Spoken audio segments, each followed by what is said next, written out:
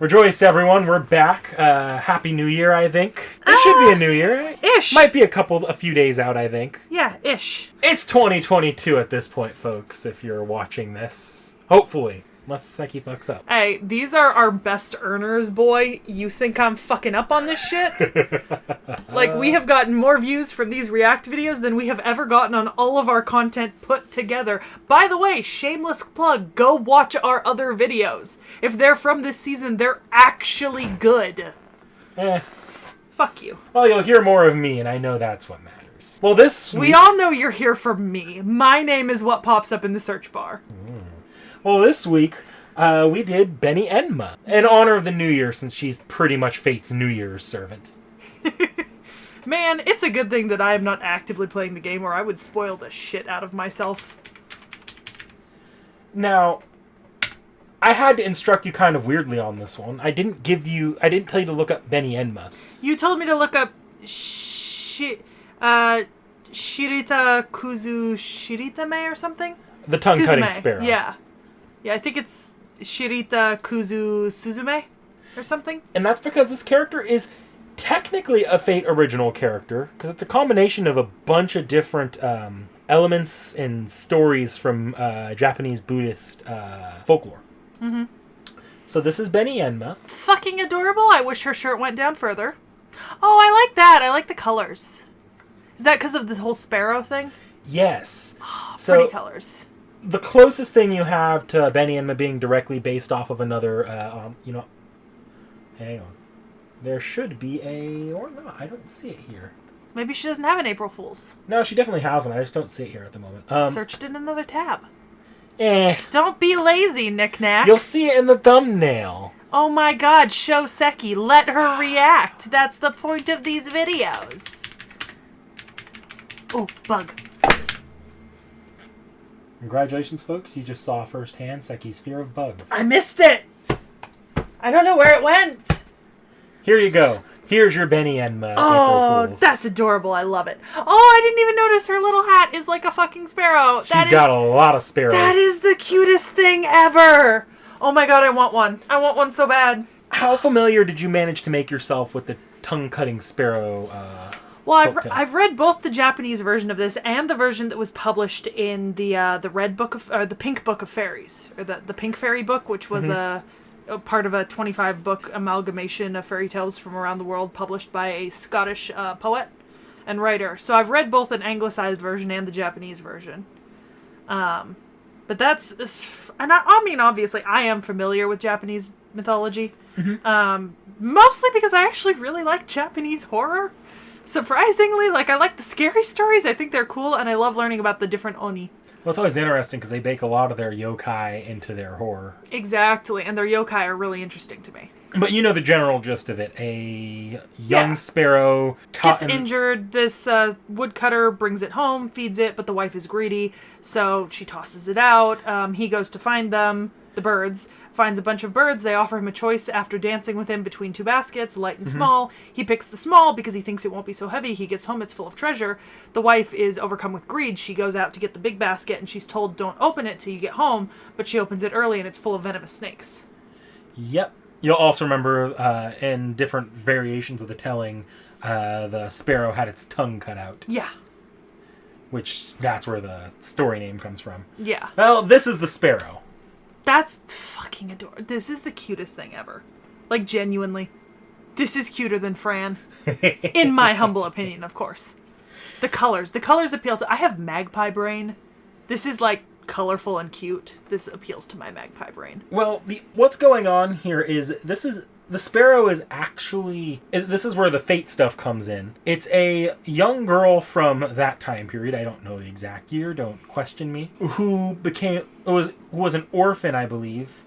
And was... Okay, so she was a young girl who lived in a brothel, actually. She wandered into the mountains, got lost, and died. Aw. And she very little matchstick girl of her. Yeah. She ended up getting adopted by... Wait, as like a ghost she got adopted? Yes, by the leader of all yokai, King Enma. Thus, Enma and her name, Beni-Enma. That makes sense. I read a manga called, I think Child of the Rain Woman or something, and it's about a little girl who dies, and a rain spirit adopts her to raise her because she's always wanted a child of her own, and the child is like super abused and adorable, and it is the cutest fucking shit ever. She was also adopted as the mother that adopted her was T.H.E. Do you know T.H.E? The name is vaguely familiar, but I wouldn't be able to describe it to you. In Buddhist folklore, she's a woman in the Buddhist underworld that stands next to effectively their version of the river Styx, a river that you have to cross after you die. Okay, and you mean the Japanese Buddhist underworld, Jigoku? Yeah, I believe so. I don't know the exact terms here, that's why I'm kind of throwing out. I know a lot of this is probably not very accurate here. I think it's called Jigoku. From what I remember, it's got something like 8 or something large sub-levels. But it's very similar to the whole Dante's Inferno, but like for Japanese Buddhist mythology. And there's like a judge of the dead. She's one of them, I believe, where she'll judge... I don't think it's her, but the river judges the weight of your sins, I believe. And she'll torment people who can't cross. Including children, because they don't have enough life experience to get across. That's depressing. They don't touch on that there, but she's the mother that adopts her along with King Enma. Aw, good girl. Good mom. That's adorable. After being adopted, she became a... Forgive me if I miswrote this and am thus mispronouncing it. Is the word you're looking for bodhisattva? No. Okay. That is going to be a very fun word to remember later, though. Yeah, I figured. Not for this sake, but just... Yeah, there's several bodhisattvas in Fate. But she became a Gokusotsu, a warden in hell. Okay. And the area she's in charge of in hell is this place called the Enma-Tei, which, if you've ever seen Spirited Away, looks like the Spirited Away bathhouse. Ah, I love the Spirited Away bath. Pull up a picture of the Spirited Away bathhouse on screen. That shit's amazing. It's fucking beautiful, guys. At Sekhie's request.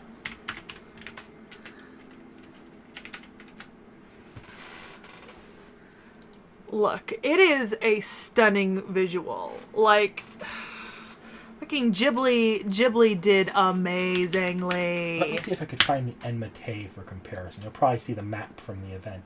Oh, you could see her standing in front of it there. Yeah, you see what I mean, right? Yeah, it's the traditional kind of Japanese-style bathhouse that looks like it's been built onto many times over the years. Like, things just being added here and there. Yeah, I love that look for, like, buildings, just random architectural additions that aren't necessarily meant to match. So the Enma-Tei here is... It's effectively a hot springs resort, restaurant, and hotel. Okay, yeah. For gods, spirits, and yokai. So it's literally the bathhouse from Spirited Away. Notably, this does include spirits from the Throne of Heroes, so other servants can visit.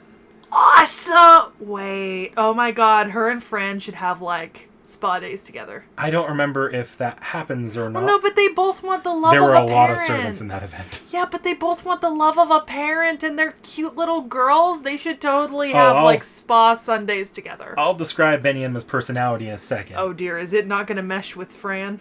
It is not quite cute little girl. Damn. Well, actually, that could be even more adorable. I love murderous little She's not quite murderous. Psychotic? No, think badass manager lady. Oh, yes.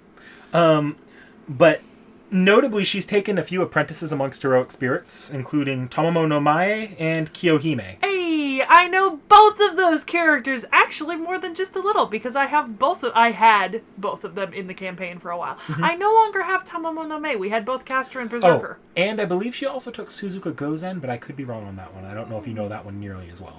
I do not know that one, but I do love Kiyohime. I love Kiyohime. She's great. I have her in the campaign. She's super fun. I've not seen... Is she in an anime? She's briefly in... Kiyohime's briefly in Babylonia in a flashback, I think. Oh, okay. Like in that little flashback sequence where it shows all the servants. Oh, okay.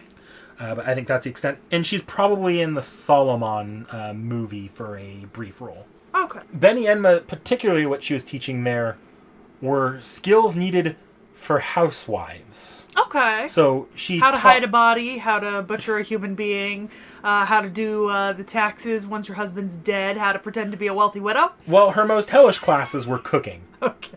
How to cook your husband. I'm sorry. I just can't. It's considered to be a punishment in hell. You actually is that because she's bad at cooking, or is it? No, she's actually really damn good. Rivaled only by cooking? Emiya. Is that are her students bad at cooking? If you ask her, she's very Gordon Ramsay's about them. Oh, that is a. Now I want to watch a Beni-Enma anime where she's just doing Gordon Ramsay's like Master Chef or like fucking Hell's Kitchen. She takes a bunch of servants at one point into cooking classes in one of the events. And this class, effectively, they're like, oh, we're going to come here and learn how to cook. I think you have, like, Gawain in there. You got Mash, along with various other servants.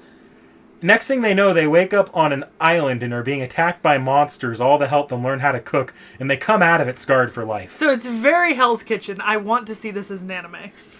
Now, notably with the Enma-Tei, one of its primary functions is offering the gods food and...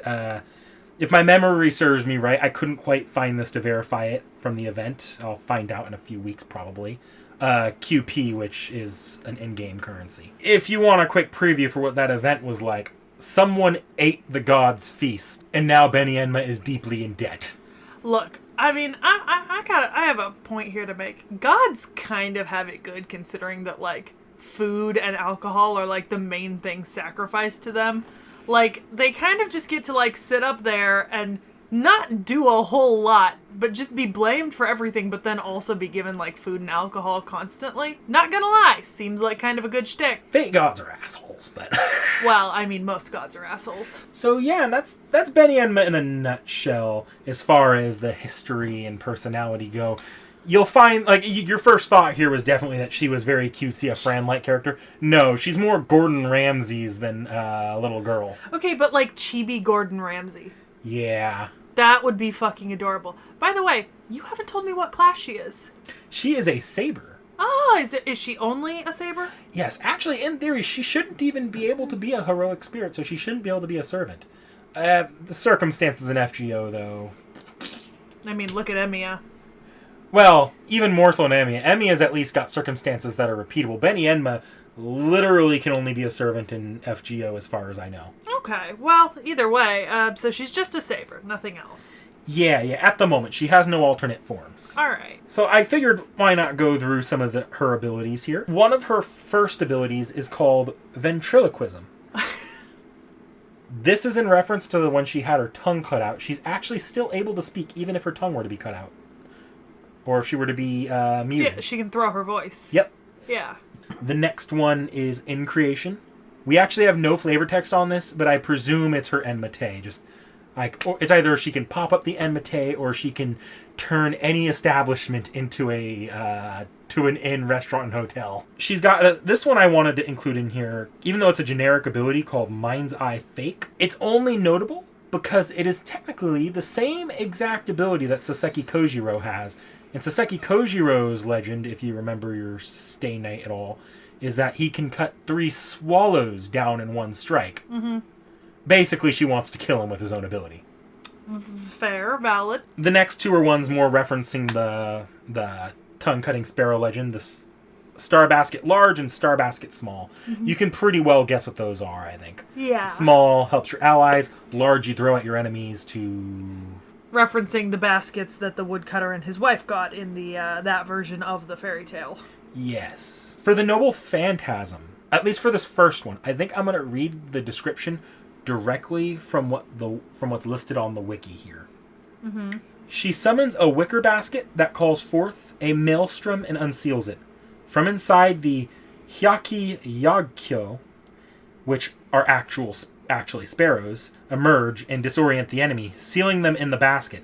Then the enemy still in the basket is brought to a room in Sparrow's Inn, with sparrows dressed as the 10 Yenma kings, the 10 kings that pass judgment on the dead. And here they receive the single stroke of judgment from Beni-Enma. Oh, this one is animated, so you said it was called the Hyaki Yagyo? I believe so. I might have mispronounced that because YouTube told me no, that's not how it's spelled. Right. Yes. Oh, okay, I know that term. That means the night parade of... Go away, music. I know that term. That means the night parade of 100 demons in Japanese folklore. That's a very specific thing I recognize because I've watched Nura Rise of the Yokai Clan. And because of that, I got super into researching folklore terms. There's chapters on this video, Knick-Knack.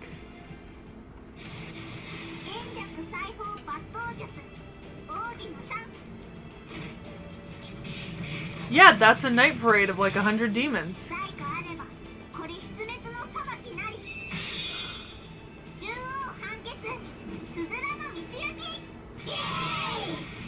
Yeah, just like you saw something like this when I showed you Nura, Rise of the Yokai Clan. Yeah, it's all based off the same mythology. Yeah, Nurarhyon and the feasting and the parade itself, pandemonium. And then she's got one last noble phantasm called the Suzume Gaishi. It's a technique that Beni-Enma uses and makes 6 slashes at the enemy. At the exact moment the enemy cries out in pain, Beni-Enma slashes their tongue, rendering them unable to talk. That makes sense. Yeah, that makes sense. So yeah, that's Beni-Enma there. What do you think so far about her? Well, she's adorable. And I love what she's based off of, to be honest. Does she have any, does she have essence cards specific to her? Oh, every servant does. The problem here is... If there's any images of them It's easy enough to find an image, but the lore of them is kind of hard to find. Let me go ahead and pull up the card. Might as well. I just won't be able to read off the lore of it. Typically, the personal craft essences, what they are their small things about the character, either in fate or in their lore. Mm-hmm. I should be able to access the craft essence, the personal craft essence in here, I think. Here it is. This is Beni-Enma's. Oh, that's beautiful. Nice. I see she's a 4-star. No, the essence is she's a 5-star, actually. Oh, is she? So I assume she's really good. Are we gonna get her in the D&D game? One day, depending on how far we play, but this is a very, very new servant, all things considered. Just came out 2021, actually. Oh. In JP, that's looking more like 2019. Yeah. Fancy. Looky Lou, we've got a new servant. I think that should be all for today. So, yeah, we'll see you next time, I think. Yep. Unless we fall off the face of the earth and die. Bye!